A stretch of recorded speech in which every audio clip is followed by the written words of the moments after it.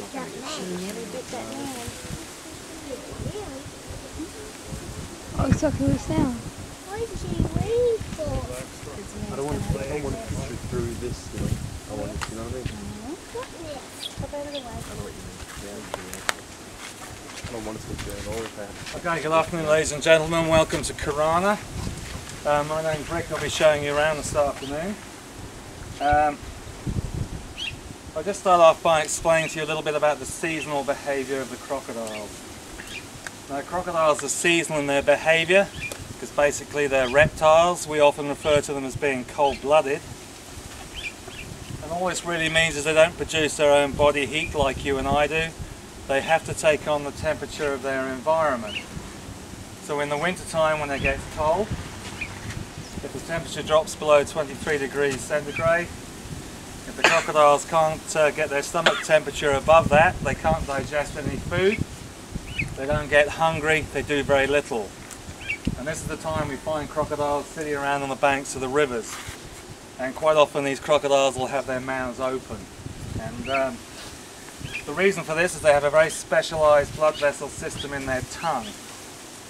And what they do is they pump blood into their tongue, they hold it there, they let the sun warm it up, warm this blood up, and when it's warm enough they then move it to whatever part of the body they want to.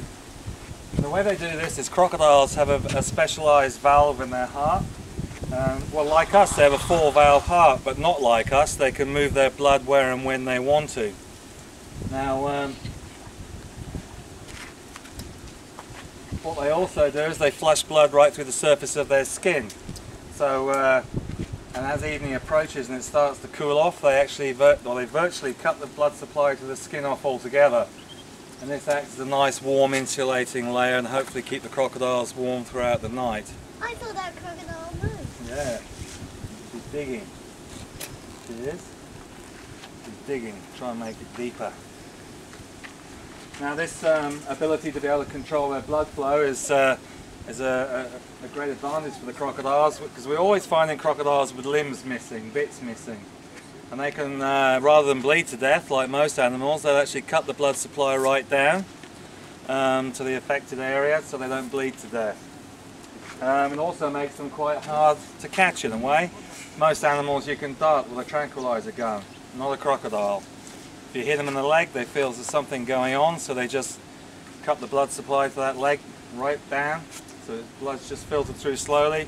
You think you have a nice tranquilized crocodile and you wander over to it, and look out, you haven't. If you hit them in the body, however, they just go in the water and drown. But any extremities like that, they can actually really control this blood flow. Now the reason I wanted to start down here today is basically to show you what a crocodile's nest looks like. They're not really any great secret, but this one's quite important. She's not displaying full-on defensive female behaviour, but looking at that nest, you can see how all the vegetation around there has been scratched up. You can see a mark going right over the top of her nest where her tail would have gone. And she would have hovered over the top of that nest and dug a hole, which is the egg chamber, and laid the eggs. Now, we are a farm here, so whenever they've laid their eggs, we always take them away. Without fail, we always take the eggs away. And the way we find out is doing what I just did. You walk up to the nest, and if they ignore you or run away, they haven't laid their eggs, and if they attack you, they have laid their eggs. It's as simple as that. And every morning we take a wander around inside these enclosures and we approach any newly built nests. And this is the response we're looking for. If they have laid their eggs, we go off and get a long pole lasso, catch the female by the top jaw, drag her off, tie her to a tree, and then take all the eggs away in relative peace and safety. Now, I'm sure some of you are thinking it's pretty hard on the female to have all her eggs taken away. It's not. She actually doesn't know anything about eggs. Crocodiles, like turtles, they go into a trance when they lay their eggs, and you can actually walk up to her and give her a tickle under the chin while she's laying her eggs. The trick is to know when the last egg's coming out, because all the time she's laying these eggs, she's producing maternal hormones, and she comes out of the egg laying process not a nice, quiet, shy crocodile anymore, but a very, very defensive mother. And There are three main signs to look at for this crocodile nesting area. Obviously the nest, there's no great secret. This puddle of water you saw her move in and digging, she actually made this. This is known as a wallow. She's lain there and scratched away with her back feet, creating a depression in the ground. So when it rains it fills with water. She can lie in the water and stay cool, but she can also stay close to her nursery because she's a good mother. And the other sign, these pathways you can see dotted around the place, they're known as a crocodile slide, and it's the mark a crocodile leaves on the ground when they continually pass over the same area. So if you ever are out in the bush, it is the time of year that they're laying, swimming, walking, sorry? She's moving. She's moving again, is she? And you happen to see a nest, a wallow and a slide and the crocodile's approaching you, please understand that you do have a problem. You need to know how to get away. The other thing, which is very important, is that you need to know to pay no attention to the so-called experts on crocodiles. And there's heaps of them in Australia. There's one in every pub at least. They'll tell you a lot of things that aren't true. They'll tell you crocodiles like eating rotten meat. They don't. Crocodiles much prefer their food fresh. They'll tell you if a crocodile grabs you, he'll stuff you under a log and save you for another day. Crocodile Dundee said that in one of his films. He was wrong. Crocodiles do not store their food. A well-fed crocodile can go 12 months or more without eating anything if they have to. And if you don't like your food rotten, this is hardly the climate to be storing your food. What else do they say? Oh, if you're ever chased by a crocodile, the only way to get away is to run around in circles or run in zigzags. It's a load of rubbish. All you have to do is run very quickly. It's as simple as that. Let's face it, you're too big for her to eat. She just sees you as a threat to her young. So as soon as you're out of her territory, she just stops chasing you, which is normally about 10 meters around the nest.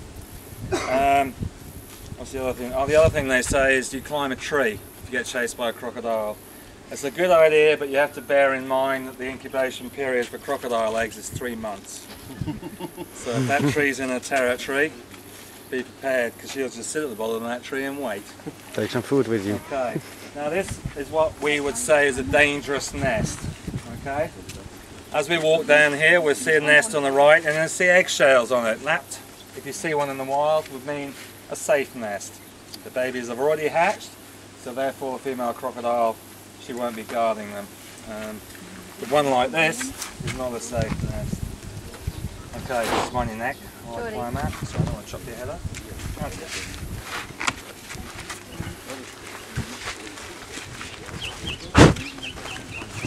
Breathe.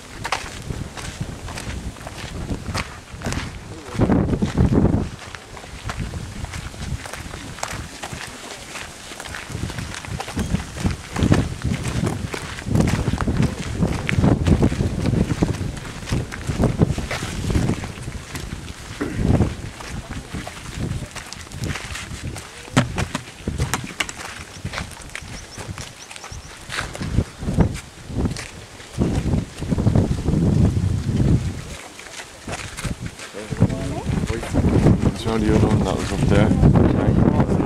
Outside the fence. He's drinking water. No corn, you know, he's just drinking it. Yeah. He enjoyed it. Now, all the crocodiles we're going to see today are known as estuarine or saltwater crocodiles. But don't be deceived by the name. About 90% of the Australian saltwater crocodile population does not see salt water for its entire life. They live exclusively in fresh water. Now they can live in salt water, they prefer fresh water. You get them as far south as Hervey Bay, Fraser Island, up to 300 kilometres inland, all the way up the eastern seaboard, around the top end and back down to West Australia. Australia. Now we get a lot of tourists up here, and not just from overseas. We reckon if they're swimming in a freshwater creek, there won't be any saltwater crocodiles in there. Quite often they're wrong. The Fitzroy River you would have driven across in Rockhampton. Is that front leg cut? Yeah, it's gone. It's gone, hasn't it? That's why it's called Stumpy. Another crocodile? Probably, when he was young.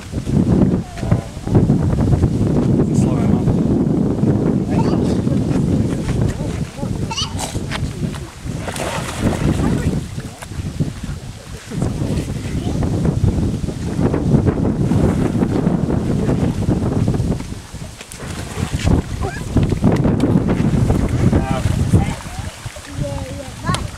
You saw his front leg was missing. His name's Stumpy.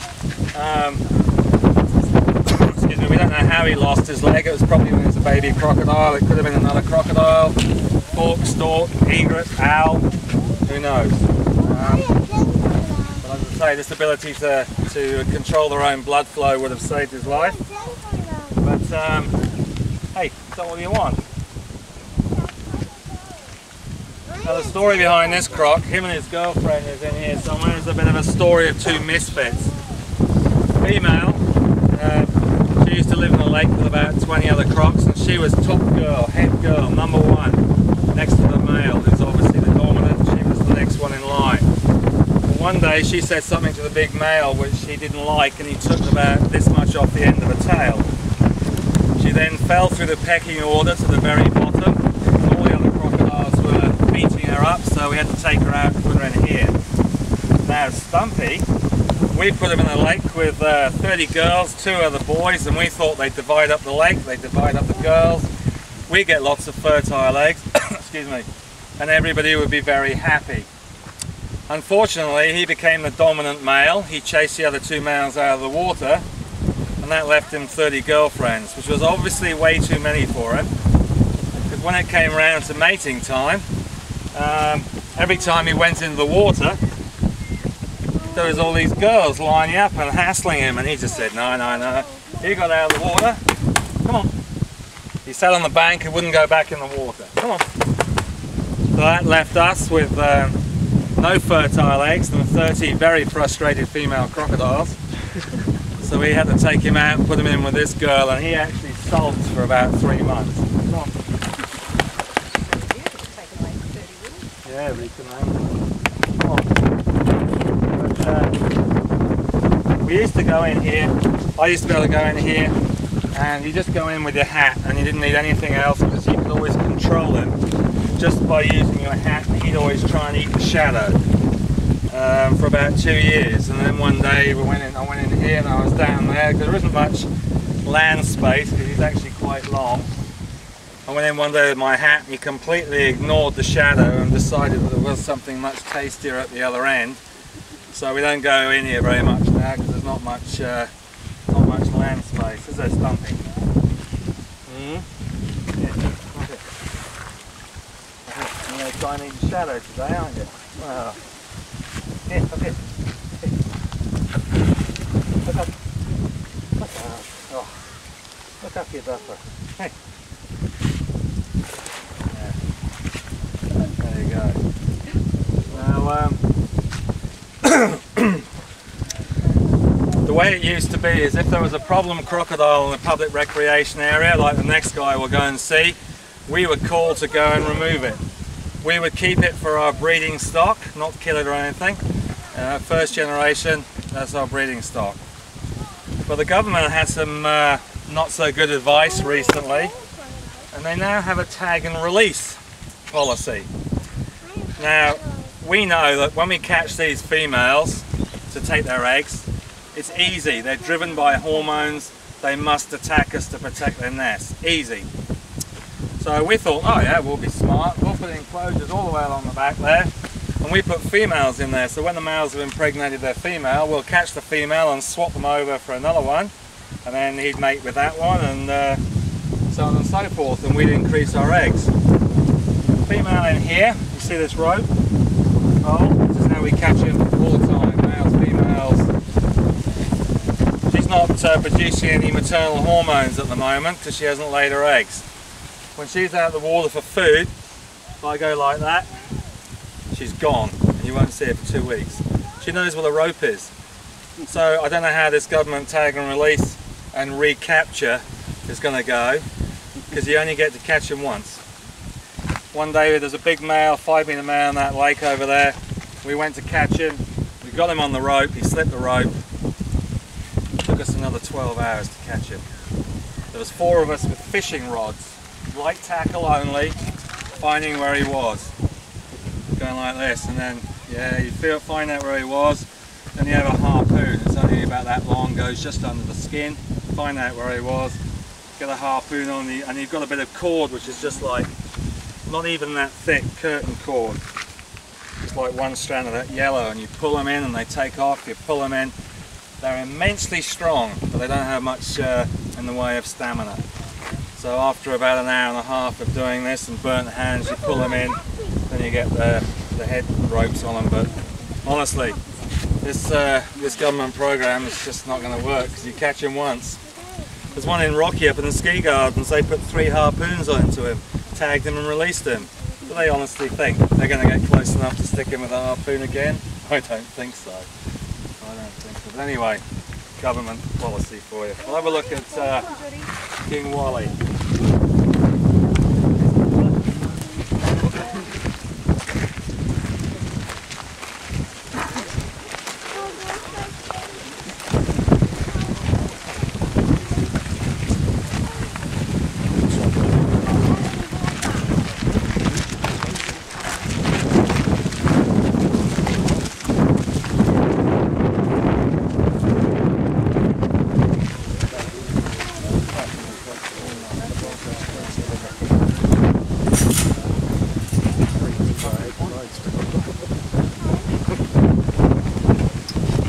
You might like them. They're the 3 greatest teams on the face of the planet, though. Now, don't let anyone tell you crocodiles are stupid. They're not the most intelligent animals of all, but they aren't stupid by any stretch of the imagination. I mean, they haven't been around for 180 million years by being stupid. Whenever we get a big high tide, we pump in from the ocean, the other side of those trees, and it goes through all these enclosures and flushes them out, and replenishes the water. It's great. When we do, Wally, just over there you can see a little bit of wood sticking out of the water. That's the outlet pipe. He'll lie on the bottom and sweep his tail like this. So he sweeps mud up against the outlet pipe, so he blocks it up. In about another day the water will be here and no one will be coming in here. So just in case he's headed for the gate.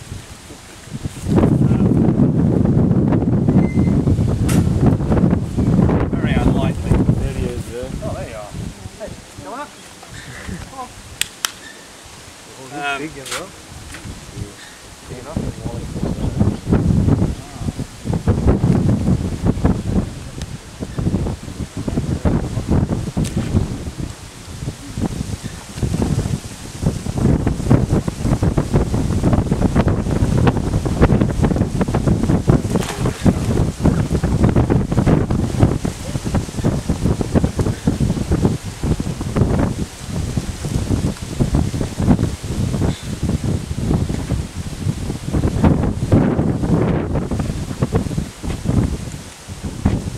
Trouble diving down at the moment. I think she might have got an injury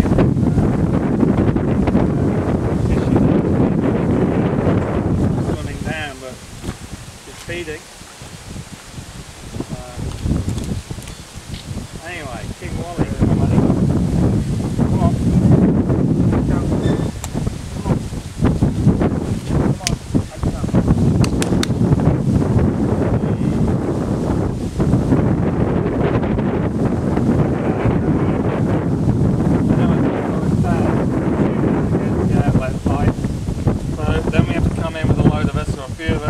Try and get him out of the water, her out of the water. Whoever gets the short straw goes in the water with a piece of bamboo or pipe, which they've got to shove up the pipe to unblock the pipe. As soon as he realises there is something nice and water, he'll head straight into the water. And he can get from there to there very, very quickly if he wants to. And it's quite a disconcerting feeling to be in there at the same time as he is. You know damn well what will happen if he gets hold of you. But someone has to do it. I've been here long enough now that it's always someone else. It's my turn to laugh. You can't walk on water if you've got something like that behind you. Okay, now for those of you who don't know the ski gardens in Rockhampton, they're a nice public recreation area where people go water skiing, fishing, boating, canoeing, so on and so forth. Well, there's some girls from the Leichhardt Rowing Club up there doing some canoe practice, and one of them had their paddle bitten by a crocodile. We don't think it was him, but we were asked to go and investigate, so we had a look, and we found 3 crocodiles in the public recreation area there. So we set a night to try and catch the largest. It happened to be a state of origin final on Lewis's last captaincy for Queensland, the rugby league fella, for those of you who don't know. And due to the similarity in looks and temperament, they asked if they could call him King Wally. Well, shortly after he arrived back here, they reckoned he was ready for a girlfriend. They gave him one, and he chewed her up, and he chewed her up badly. Now, it's hard playing Cupid with crocodiles. First of all, it's virtually impossible to tell the age accurately of a living crocodile. Because they're such seasonal animals, they grow at different rates according to temperature and food supply. However, when they're dead, if you cut through a leg bone, the cross-section of that bone has annular growth rates the same as the trunk of a tree.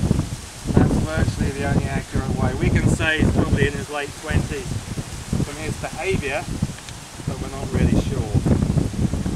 And the other reason, if you just throw a female over the fence, you'll probably see her as an intruder in his territory rather than a potential girlfriend. So it has to be done quite carefully. Okay. So I come out this side or the other side today?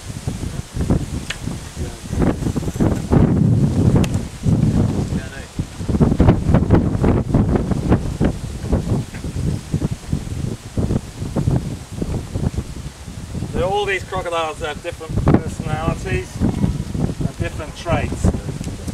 He stares straight at your kneecaps or ankles, and it's quite hard to get him to look anywhere else.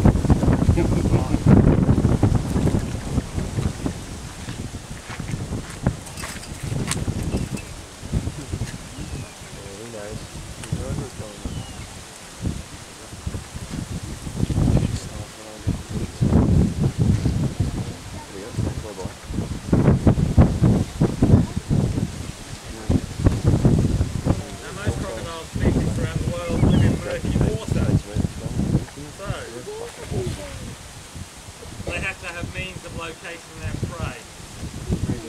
Crocodile's head is covered in sensory pits. So even though he can't see me, if I go like this, he'll know exactly where I am. Right, if there's a dingo just having a drink at the water's edge, he'd know exactly where it was without even coming out to look at it. See what I mean?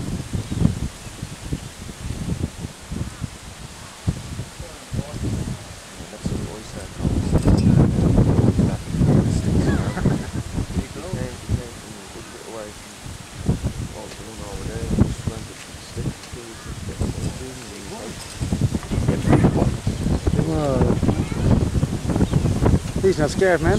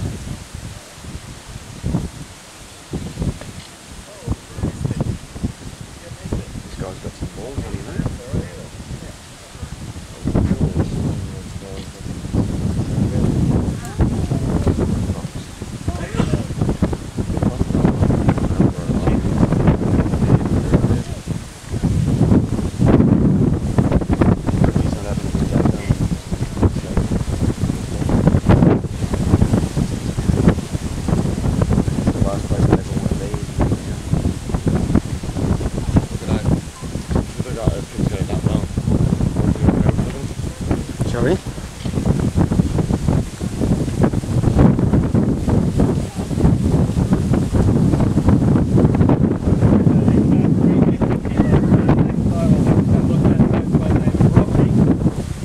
Over 500 kilos, between 5 and 600. And what's King Molyneux's only 250, huh? No, it's about 350 now. It's pretty. Yeah. When they first catch them, they can put them on a weigh bridge or weigh them some way. The only way we can weigh them now is, you hold them and stand on the scales and then weigh yourself and then deduct it. Yeah. No, we can only guess now. They're just too big. Well, you'll find out later when you hold one how solid they really are. Really solid animals.